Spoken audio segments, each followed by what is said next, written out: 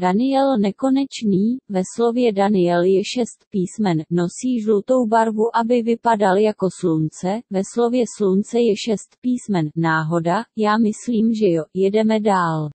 Slunce exploduje nejdřív za 6 miliard let, 6 znovu, to už asi náhoda není, hledejme dál iPhone 6, iPhone 6 se rychle rozbije, co se taky rychle rozbije. Čínské výrobky, ve slově čínské je zase 6 písmen, náhoda, nemyslím si.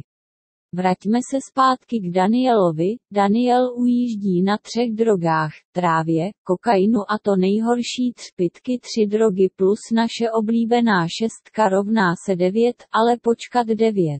V roce 2009 byl Daniel vůdcem smečky Šum Svistu. Šum má 3 písmena a Svitu 5 písmen a 3 minus 5 rovná se 2, takže 9 minus 2 rovná se 7. 7 trpaslíků minus 1 sněhůrka rovná se 6. Zase Daniel má 2 oči, 6 děleno dněma je 3 trojúhelník má 3 strany. Daniel Nekonečný je iluminát potvrzeň.